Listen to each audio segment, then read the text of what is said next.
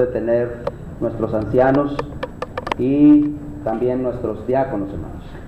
Así que cada domingo, de hace algunos meses ya, por la mañana estamos estudiando este tema. Y el tema que estamos estudiando, empezamos la semana anterior, tiene como título El trabajo más grande del mundo. Y estuvimos hablando, hermanos, de que cuando Pablo escribió los requisitos para los ancianos, en 1 de Timoteo 3, del 1 al 7, y Tito 1, del 5 al 9, pues lo primero que él menciona ahí es que el anciano sea irreprensible. Luego dijo que sea marido de una sola mujer y que sea sobrio. Ahí nos quedamos.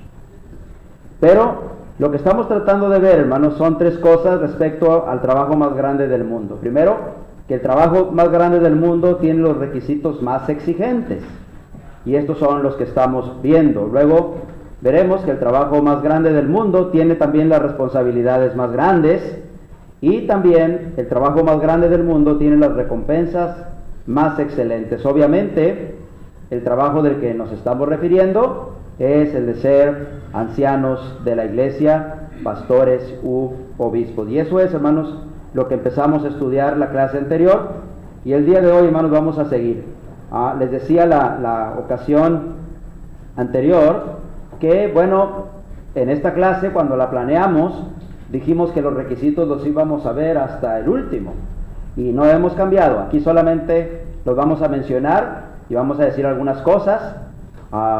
El domingo pasado solamente vimos a estos tres, pero la clase estuvo muy cortita. Ahorita la vamos a hacer ya en la medida que debe ser, y tal vez veamos todos, aunque sea de una manera muy rápida. De hecho, es el propósito de verlos ahora sí, de una manera muy rápida.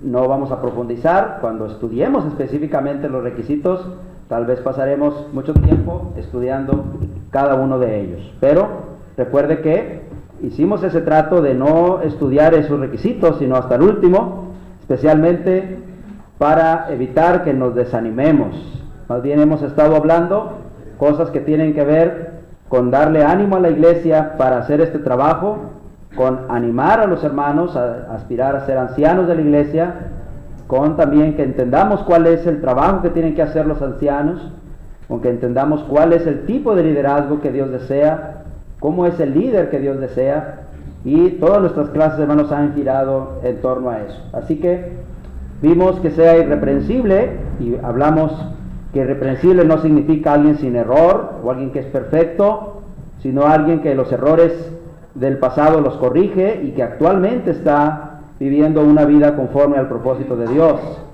También vimos que debe ser marido de una sola mujer. Hablamos de cómo esto era un problema, especialmente en el primer siglo, donde la poligamia era un problema, y tal vez Pablo quería evitar que hermanos recién convertidos, que todavía estaban envueltos en este asunto, bueno, pudieran llegar a ser ancianos de la iglesia. Hoy para nosotros, bueno, eso es claro, y entendemos que bueno, es algo que a Dios, la poligamia es algo que a Dios no le agrada, y mayormente no podría ser que alguien que practique eso pudiera ser anciano de la iglesia. Pero también nos sirve, hermanos, para entender que los que aspiran a ser ancianos de la iglesia, pastores u obispos, tienen que ser casados. Tienen que ser casados y tienen que ser hombres, ¿ok? Luego vimos que sea sobrio, y sobrio dijimos que significa ser una persona que está vigilante, una persona que es prudente, que se abstiene de lo malo, que lucha, hermanos, por mantenerse siempre ecuánime. Luego también dice que tiene que ser prudente. En 1 de Timoteo 3:2 directamente Pablo dice que sea prudente. Y en Tito 1:8, fíjense cómo dice ahí, Tito 1:8, sea hospedador, amante de lo bueno, sobrio, justo, santo, dueño de sí mismo, ¿ok? Así que una persona prudente, hermanos, es el que sabe cómo es adecuado actuar en diferentes situaciones, ¿sí? Decíamos, no es alguien que lo que se le ocurre lo hace, sino que piensa, medita antes de hacer las cosas. Es alguien, por ejemplo, que piensa antes de hablar, ¿ok? No es alguien que se deja llevar tan fácil por las emociones o por las situaciones que está viviendo en ese momento. Por eso es que Tito lo menciona como alguien que es dueño de sí mismo, tiene un autocontrol, sabe controlar sus acciones, sabe controlar su lengua, sabe controlar sus actitudes. ¿Se enojará alguna vez? Sí, tal vez muchas veces, pero ni se le nota que esté enojado. ¿Por qué? Sabe controlar su carácter. ¿Le dan ganas a veces de decirle hasta de qué se va a morir a alguien? Sí, pero no lo hace porque sabe controlar su lengua. Es prudente al hablar, es prudente al actuar. No se va a meter en situaciones en las cuales va a salir perdiendo. No se va a meter en situaciones o enredar en situaciones donde luego no va a poder tener control sobre ellas. Es prudente, ¿ok? Bueno, una persona que es prudente es alguien que puede ser anciano de la iglesia. Es uno de los requisitos. Es decir, puede decirse que se trata de alguien que tiene un buen sentido común. Sabe cómo actuar dependiendo de la situación en la que se encuentre, ¿ok? Luego, también, hermanos, podemos hablar de que tiene que ser autodisciplinado, ¿ok? En 1 de Timoteo, otra vez leemos en el capítulo 3 y verso 2, dice decoroso, 1 de Timoteo 3:2, no dado al vino, no pendenciero, no codicioso, verso 2, prudente, y luego dice decoroso, ¿ok? Decoroso. La palabra decoro significa un arreglo armonioso, un arreglo ordenado. En otras palabras, es una persona que es ordenada, ¿ok? No es un desordenado a que todo se le olvida, todo lo deja para el último, nunca tiene control de las cosas, no sabe dónde tiene una cosa, dónde tiene otra. Muchas personas somos así, desordenadas, ¿verdad? Y el ser una persona ordenada empieza desde cómo somos en casa. ¿No se han puesto a pensar eso? Hay personas que se quitan su ropa y la ponen donde debe ir la ropa. Se quitan sus zapatos y los ponen donde deben ir los zapatos. Pero hay personas que nos vale, ¿verdad? Ahí donde si quitamos los zapatos, ahí los rumbamos. Donde nos quitemos, ahí se queda la ropa. Y si nadie no va y la recoge, nosotros no la recogemos. Me imagino que así es Memo. Memo me imagino que es ordenado. Tiene cara de ordenado, ¿verdad? Armando nos dirá después. Pero ese tipo de cosas que son tan comunes son los que van hablando de una persona ordenada, ¿ok? Hay personas que nunca acostumbramos a notar las cosas y luego no sabemos nada, ¿sí? Hay personas que nos confiamos demasiado en nuestra mente y llega el momento en que nuestra mente nos traiciona. No todos tienen mente de contador como Josué, ¿verdad? Que se pueden acordar de todo. Algunos no la tenemos así. Entonces, para eso hay que usar una libretita y anotar. Sin embargo, cuando hablamos de las cosas de Dios, hermanos, en este requisito, cuando se habla de que sea decoroso, tal vez la mejor traducción sería una persona que es autodisciplinada. Es decir, alguien que puede vivir ordenadamente. Es lo mismo que de lo que habló Tito ahorita, que dijimos que es alguien que es dueño de sí mismo. Tiene un autocontrol y es capaz de disciplinarse a sí mismo. Aquí el énfasis principal está en la vida espiritual de esa persona. Es una persona que tiene una vida ordenada, una vida disciplinada, ¿ok?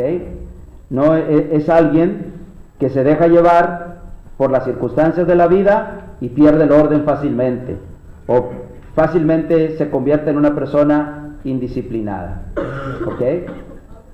Esa disciplina, hermanos, esa autodisciplina se muestra en la manera como la persona actúa en la iglesia, ¿sí? Esa persona que es autodisciplinada sabe que la reunión empieza a las 10 de la mañana y llega 10 minutos antes. Y está 10 minutos antes aquí, porque entiende que llegar a las 10 es llegar tarde, ¿sí? Así que, por su autodisciplina, ¿tú crees que él no tiene ganas de quedarse dormido media hora más? ¿sí? Tiene ganas de eso, pero no lo hace porque es autodisciplinado, ¿ok? Como es autodisciplinado, entonces trata de poner todas sus cosas en orden para que el otro día no le gane el tiempo.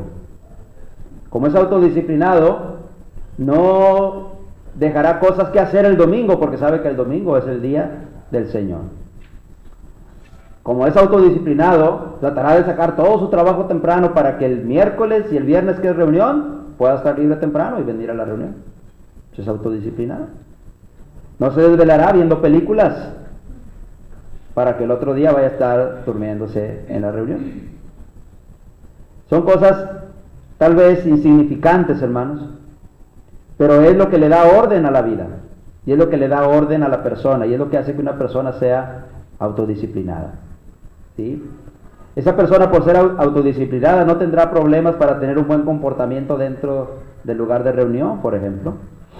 No tendrá problemas con eso. No será una persona que estará entrando y saliendo, ¿verdad? Lo hará cuando es necesario, obviamente, ¿verdad? Va a haber momentos en que va a ser necesario y va a tener que salir. Lo hará cuando esté enfermo, va a tener que salir porque está enfermo, ¿sí?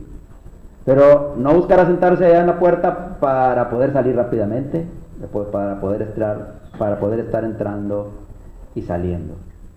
Es una persona que sabrá que dentro de una semana va a cambiar el rol y le va a tocar ir a un determinado lugar, y desde antes ya está preparándose porque sabe que lo que le toca hacer la siguiente semana. Hay que tener autodisciplina, ¿sí? Bueno, eso es de lo que quiere decir aquí cuando dice decoroso. Una persona ordenada, una persona que es disciplinada en su vida. Bueno, también dice que sea hospedador. Y otra vez, 1 de Timoteo 3, verso 2, dice hospedador. Hospedador.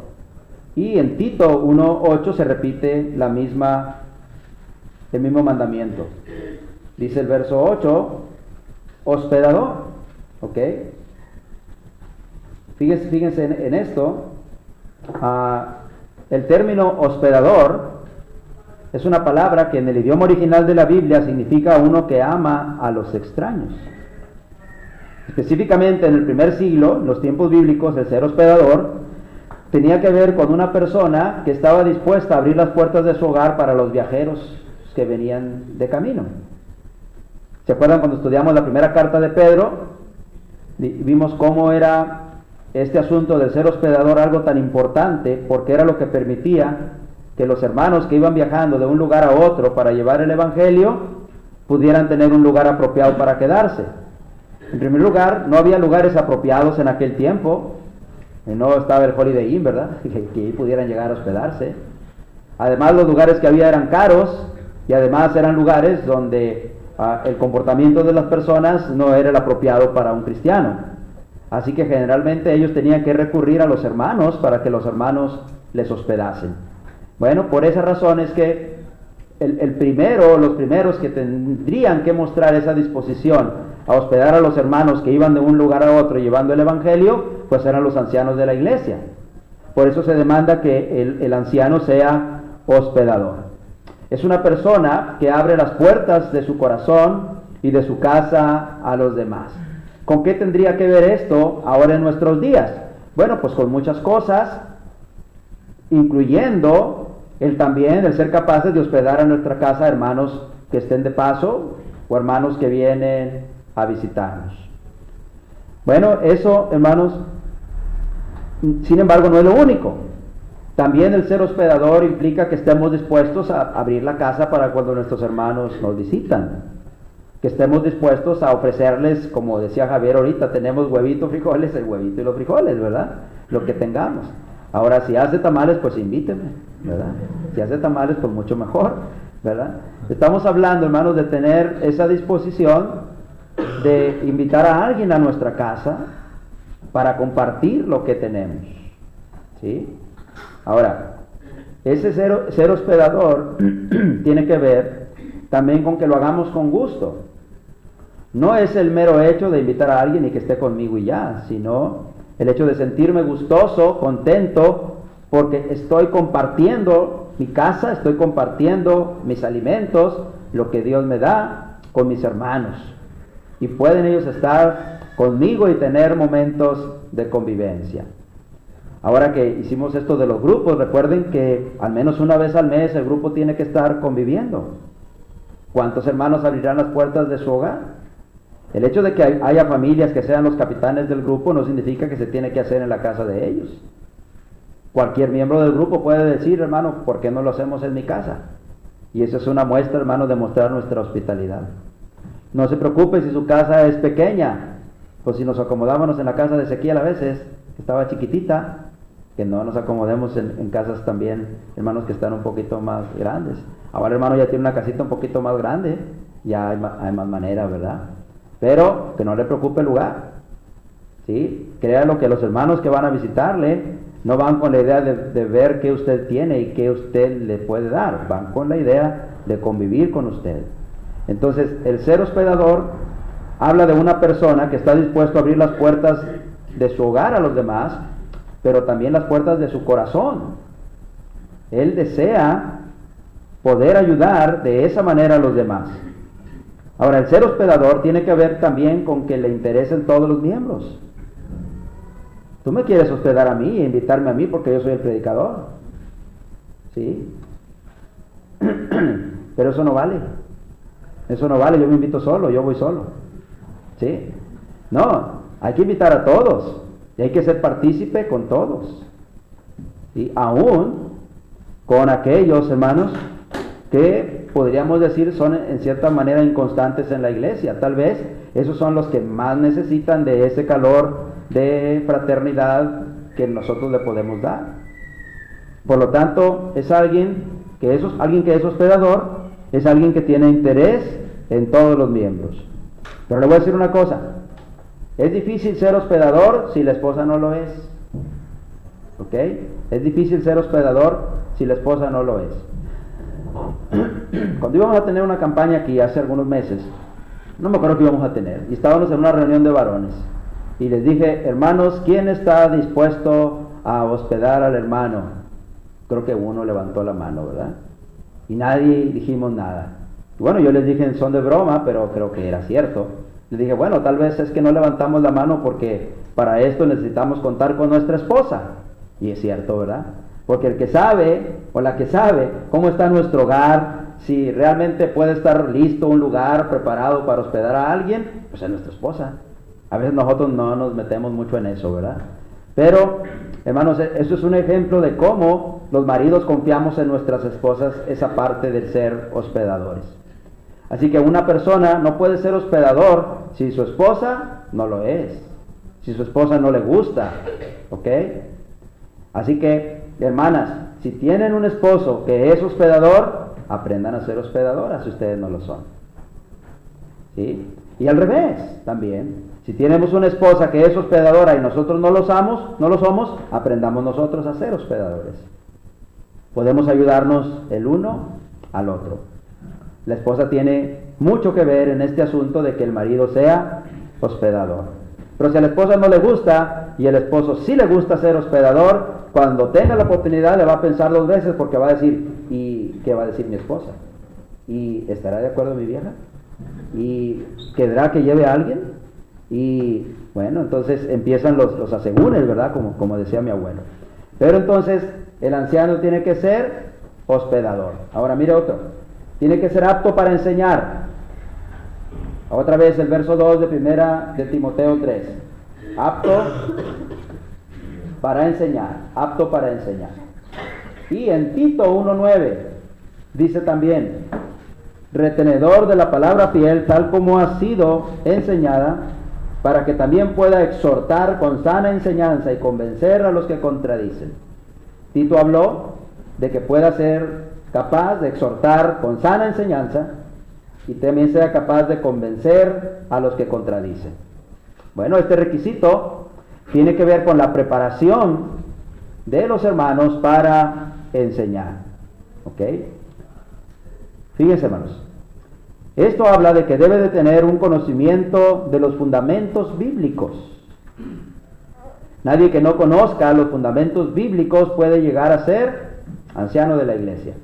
Tampoco es que para que haya ancianos en un lugar En una congregación, los ancianos tienen que saber más que el predicador. No es así, hermanos. ¿Ok? No es así. Los que fuimos a una escuela de predicación tenemos una bendición. Y es que por 2 años, y algunos por más, nos pasamos diariamente estudiando la Escritura, profundizando en la Escritura. Así que es lógico que los predicadores tengamos más conocimiento bíblico que algunos miembros. Entonces, ¿eso va a impedir que algunos miembros aspiren a ser ancianos? No. No hay un requisito que diga que, bueno, los que quieren ser ancianos de la iglesia tienen que tener más conocimiento bíblico que sus predicadores. No. El requisito es que sea apto para enseñar. Ser apto para enseñar sí demanda conocimiento bíblico, demanda conocer perfectamente los fundamentos bíblicos. El hermano Paco Rodríguez usa una frase. Dice, hay una espina dorsal de la doctrina. Hay una espina dorsal, hay un fundamento que es del que parte todo. Este generalmente está relacionado con la adoración, está relacionado con el plan de salvación, está relacionado con el fin de la ley con la derogación de la ley y el establecimiento de un nuevo pacto, con que ahora nosotros estamos bajo la ley de Cristo. Hay fundamentos, hermanos, que los cristianos deben conocer, y de ahí para arriba.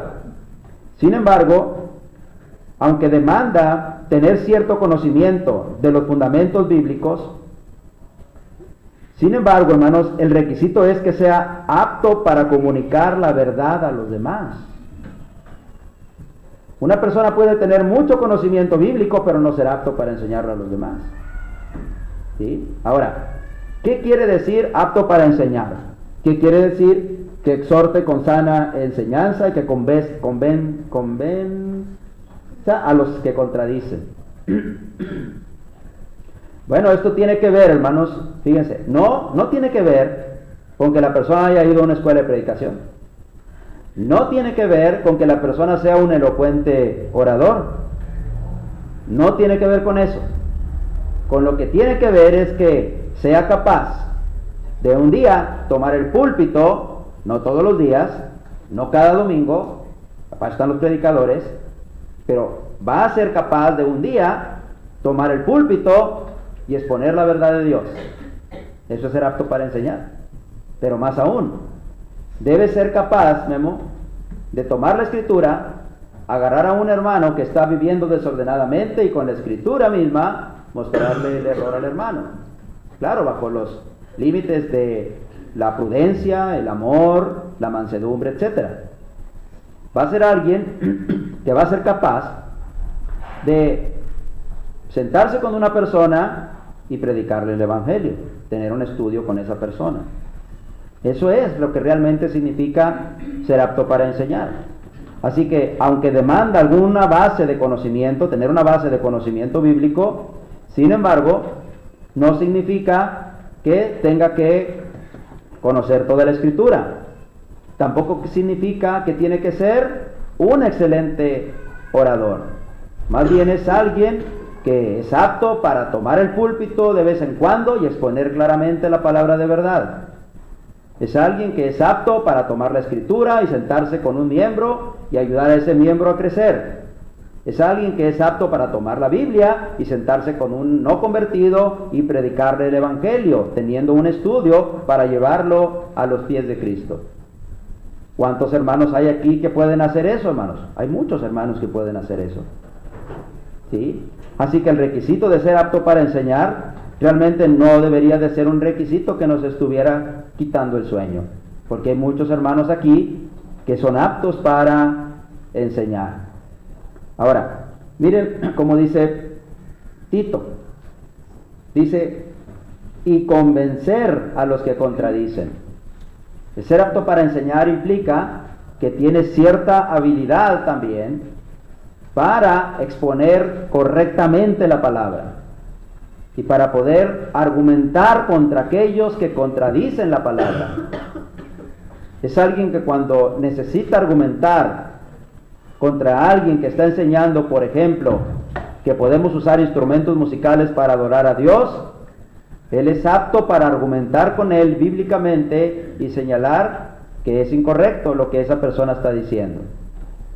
Así que por lo tanto, por eso es que se requiere de algún tipo de conocimiento básico. Ahora, también debe ser alguien retenedor de la palabra fiel, Tito 1:9. Retenedor de la palabra fiel, y dice, tal como ha sido enseñada. Este tiene que ver con el anterior, de ser apto para enseñar. En otras palabras, ser retenedor de la palabra fiel significa alguien que está perfectamente cimentado en la verdad. Alguien que no es arrastrado por cualquier viento de doctrina. Si hay un tiempo, hermanos, donde se requiere que aquellos que lleguen a ser ancianos de la iglesia sean retenedores de la palabra fiel, es este tiempo, donde numerosas corrientes, hermanos, han empezado a circular entre el mundo de la iglesia del Señor con falsas enseñanzas. Por ejemplo, hay iglesias del Señor que empiezan a pensar que las mujeres deben predicar desde el púlpito. O hay iglesias del Señor que empiezan a pensar que es posible que usemos instrumentos musicales.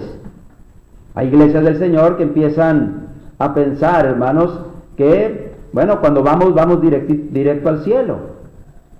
¿Sí? Bueno, los ancianos tienen que estar listos para poder, hermanos, convencer a esos que contradicen. Pero para hacer eso tiene que ser un retenedor de la palabra fiel. Tiene que ser alguien que está cimentado en la verdad, alguien que no se deja mover tan fácilmente por cualquier enseñanza que llegue de otras personas, independientemente de quién llegue. ¿Sí? Y esto es algo en lo que la iglesia debe poner mucha atención y debe de estar alerta. Los ancianos, por lo tanto, tienen que ser retenedores de la palabra fiel. ¿Ok? Por ejemplo, cuando una congregación que tiene ancianos, hermanos, se desvía de la verdad, es precisamente porque los ancianos no han sido retenedores de la palabra fiel. ¿Sí? Gracias. Así que entonces, hermanos, eso es lo que quiere decir ahí, retenedor de la palabra fiel. Luego también dice que no sea dado al vino. Primera de Timoteo 3:3 y Tito 1:7. En Tito 1:7 dice, no dado al vino. Y en Primera de Timoteo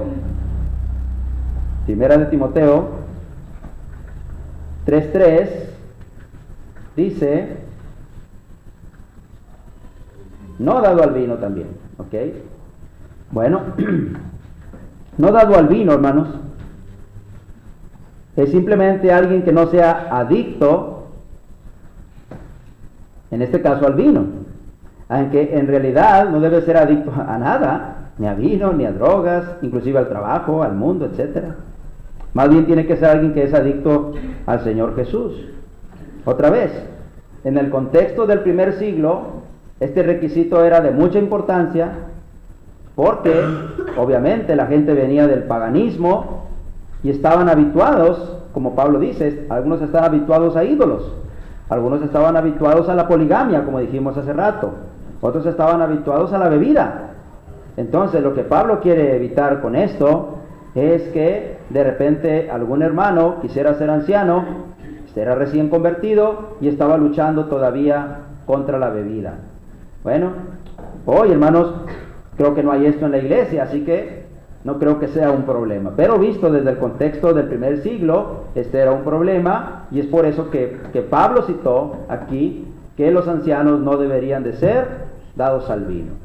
¿Ok? Sin embargo, también, por ejemplo, dentro de esas corrientes equivocadas que surgen en la iglesia, de repente también empiezan a aparecer ideas entre la hermandad acerca, por ejemplo, de que no es malo bailar, o que no es malo beber mucho vino, que puedes tomar o beber socialmente. Bueno, la Biblia dice que eso es pecado, pero eso es parte de esas falsas enseñanzas que circulan a veces, y que si el anciano no es retenedor de la palabra fiel, bueno, va a dejar que entren dentro del rebaño. ¿Ok?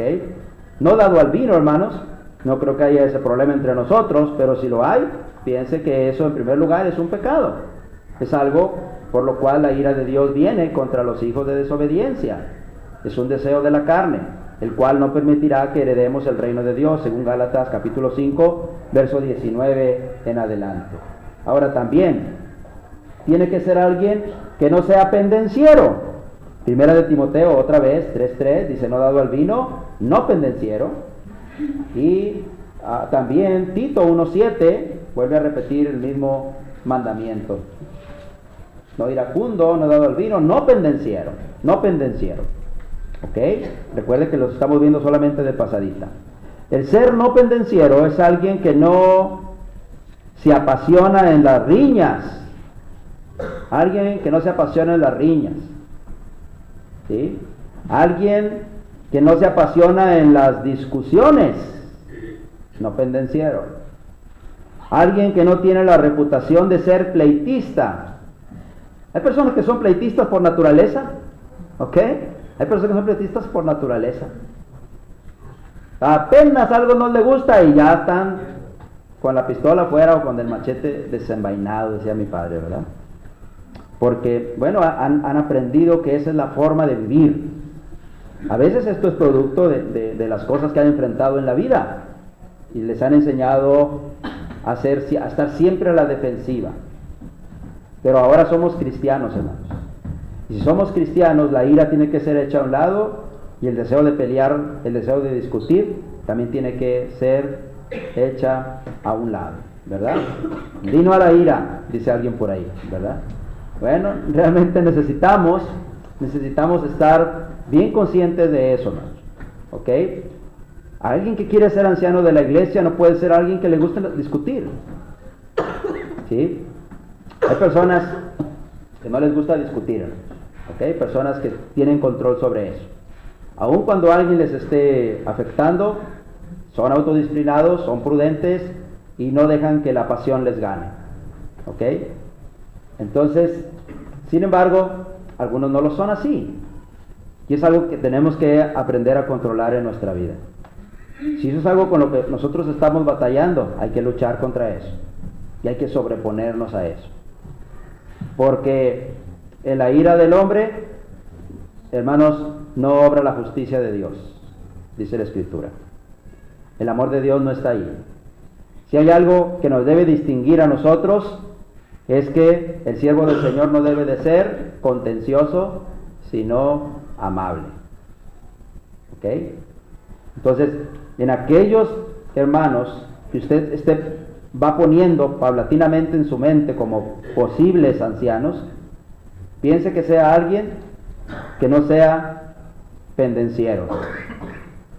No estamos hablando solamente aquí de riñas a golpes, sino también de discusiones. Hay personas que simplemente a veces están viendo qué hace uno y qué no hace, para inmediatamente discutir con ellos. No estoy diciendo que no tengamos la libertad de expresar nuestra opinión, pero aún en la libertad de expresar nuestra opinión, tenemos que hacer a un lado la ira, y el deseo de discutir, el deseo de pelear. Y tenemos que expresar nuestra opinión con sabiduría, con prudencia, con amor, con cariño, fraternalmente. ¿Sí? No, hermanos, a pleitos. Bueno, eso es de lo que está hablando ese requisito. Ser pendenciero, ser alguien que le gusta arreglar los problemas a golpes o a través de enredarse en discusiones. Luego Pablo también dijo, y este tiene que ver con el otro, que no sea iracundo. ¿Ok? Que no sea iracundo.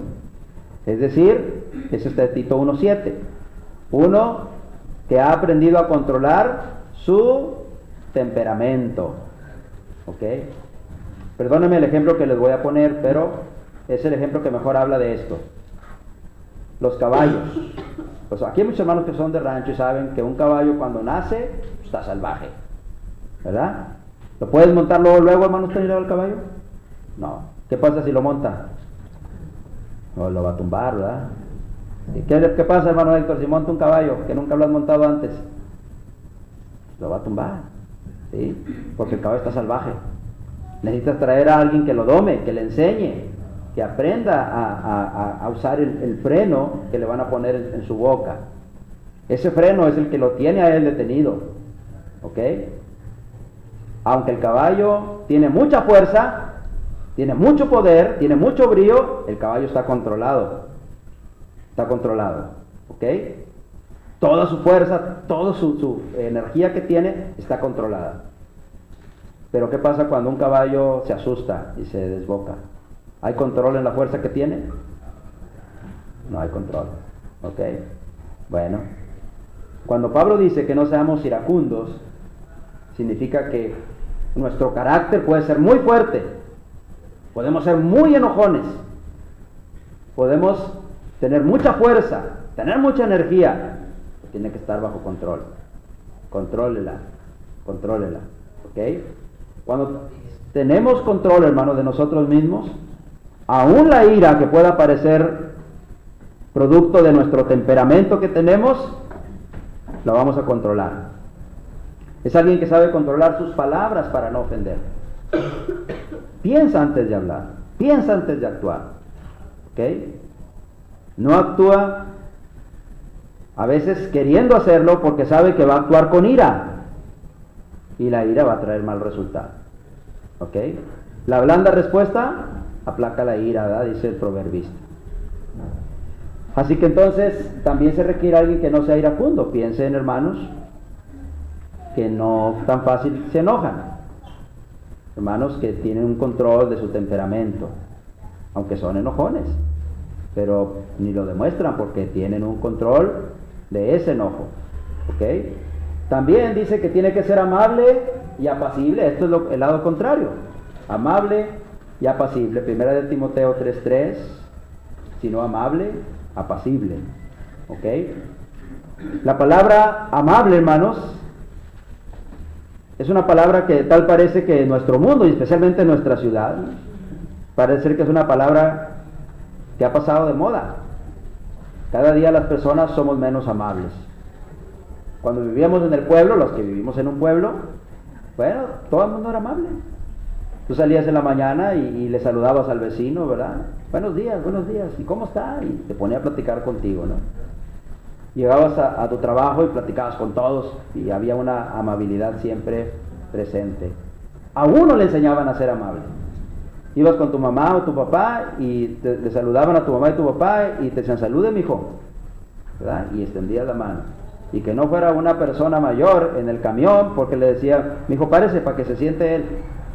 Pero ahora, pues se las averiguo como pueda, aunque no pueda caminar, aunque traiga un hueco cargando, ¿verdad? Hemos perdido esa parte de la amabilidad. ¿Cuántos de nosotros conocemos a nuestros vecinos, excepto Juani? Bueno, Juani, la aceptamos ahorita porque se acaba de cambiar de casa, ¿verdad? Pero Juani, cuando vivía ahí, todos sus vecinos la conocían, ¿ok? ¿Cuántos de nosotros conocemos a nuestros vecinos? Nos reímos de alguien, ¿verdad? Porque dice que ningún vecino lo quiere a él. Bueno, ¿qué tan amable ha sido con ellos? ¿Sí? Nosotros, hermanos, debemos de ver, debemos de pensar que la gente quiere ver en nosotros esa amabilidad. Vamos a distinguirnos por esa amabilidad. Aunque la amabilidad puede ser algo que haya pasado de moda, hermanos, sin embargo, esto no es así en el anciano. Los ancianos tienen que ser personas amables, ¿ok? Apacibles. La palabra apacible indica emociones bajo control. Literalmente significa alguien que es pacificador. Jesús en Mateo 5:9 habló de los pacificadores, ¿ok? Alguien que cuando dos están discutiendo, no se mete en medio para tomar partido, se mete en medio para poner paz, aunque saque más, como dice el dicho, ¿verdad? Aunque saque más. Pero es un pacificador, es alguien apacible, es alguien que no gusta de enredarse en pleitos, es alguien que no le gusta ver a sus hermanos peleando. Es alguien que sabe que cuando hay pleitos, las consecuencias serán terribles. Sabe que si dos no se ponen de acuerdo, va a haber situaciones difíciles más adelante. Así que hará todo lo posible por buscar la paz. Cuando él está en medio de un problema, él busca la paz. No le importa si él tiene que pedir perdón, él va a pedir perdón. Aunque él no haya tenido la culpa, pero él buscará la paz. No será alguien que dice, bueno, él me ofendió, que él me pida perdón y que venga a mi casa, porque así dice la Biblia. No, no es así. Es alguien que sabe que él, si ofendió, va a pedir perdón, y si no ofendió, y la otra persona que él piensa que tiene la culpa, él va a aceptar la culpa, porque el amor cubre multitud de pecados. ¿Sí? Mi padre lo decía de otra manera. Mi padre decía, hijo, más vale que haya un loco y no dos. No te enredes en eso. ¿Sí? Bueno, eso es lo que significa ser amable y apacible. Es alguien, esto tiene que ver con el trato también, hermanos, que hay entre nosotros. Luego, también que no sea soberbio. Tito 1:7 lo dice, hermanos. Fíjense lo que dice Tito 1:7. No iracundo, primero dice, no soberbio. ¿Ok? La soberbia, hermanos, la soberbia es una de las cosas más terribles que puedan estar en la vida de una persona. La soberbia se muestra, por ejemplo, hermanos, cuando nos empeñamos en que siempre se haga lo que nosotros decimos. Somos soberbios. La soberbia también se muestra, hermanos, cuando tratamos nosotros de minimizar a los demás. ¿Ok?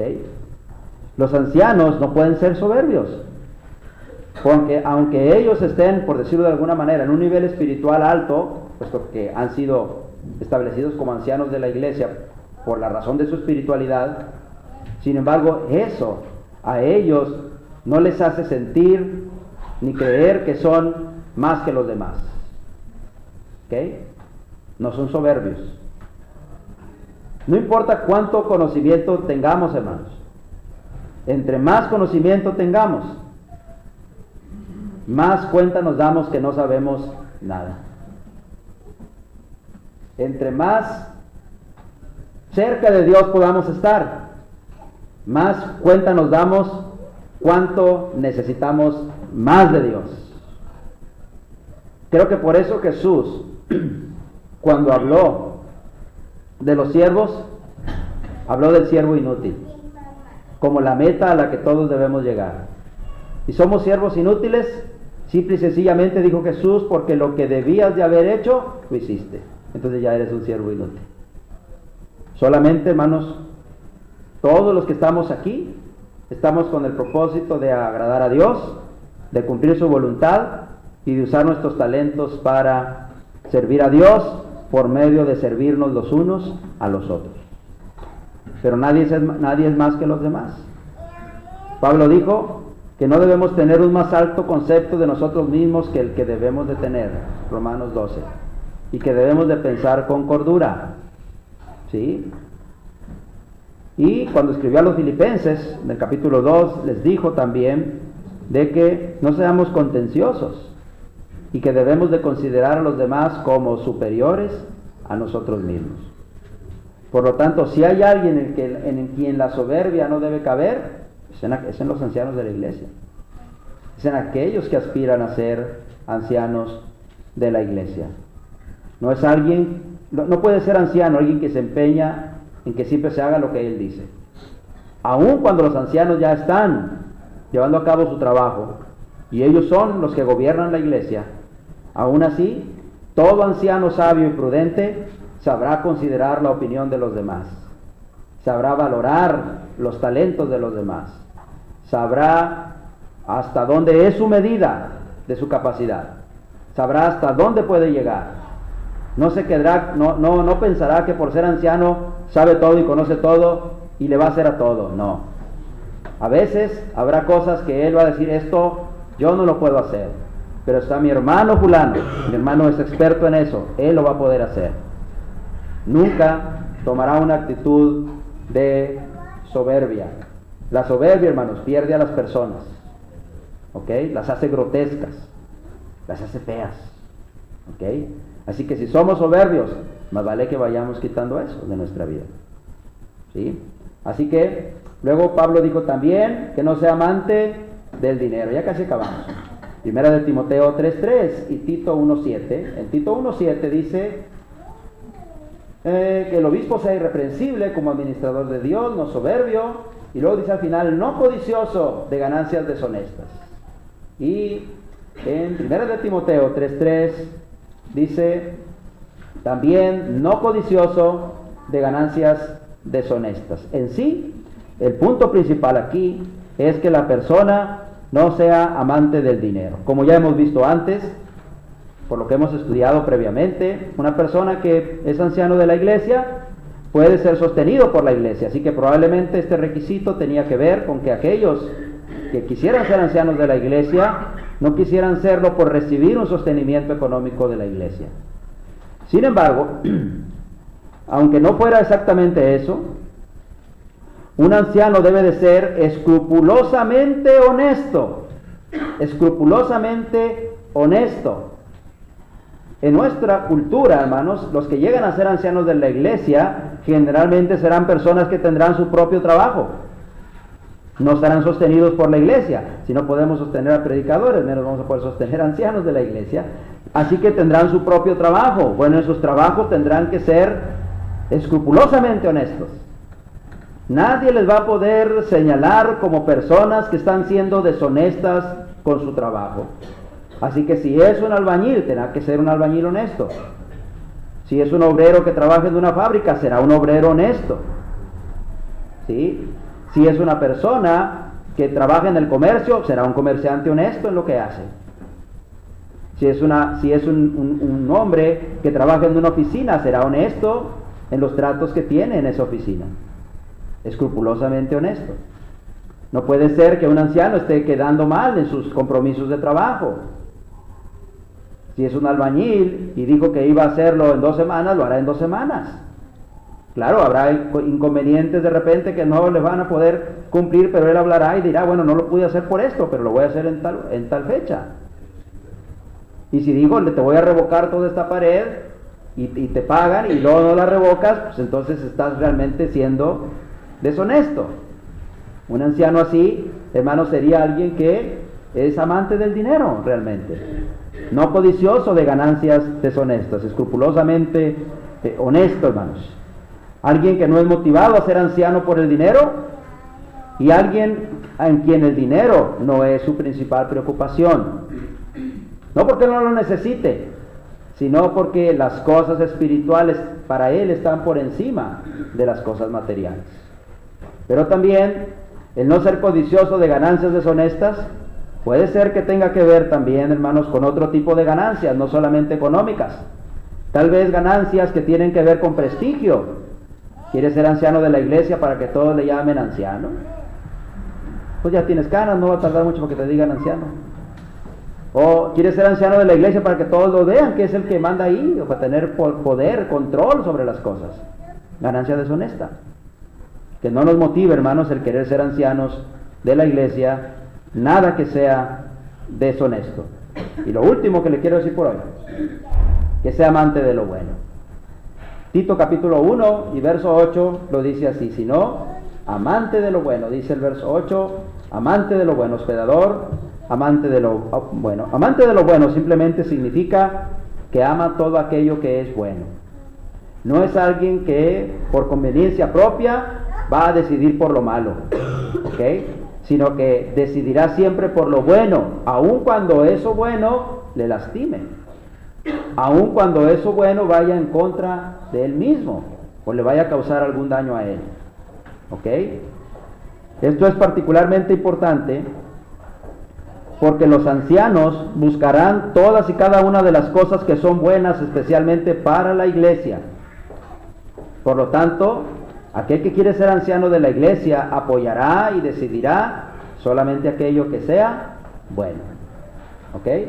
Bueno, todavía nos faltan ver ahí que gobierna bien su casa, que tenga hijos creyentes, que no sea recién convertido, que tenga buen testimonio y que sea justo y santo. Pero se los debo para la próxima semana. ¿Ok? No he querido profundizar mucho, pero aún así, pues tiene uno que mencionar algunas cosas sobre cada uno de esos requisitos. Recuerde que estamos viendo el trabajo más grande del mundo, ser anciano de la iglesia. ¿Por qué es el trabajo más grande del mundo? Primero, porque tiene los requisitos más exigentes. Preguntas hasta aquí, hermanos. ¿Dudas? ¿Comentarios? Si no, hermanos, vamos a dejarle el lugar al hermano que tiene el himno y luego tendremos la última oración y con esa oración estamos despedidos. Gracias a todos nuestros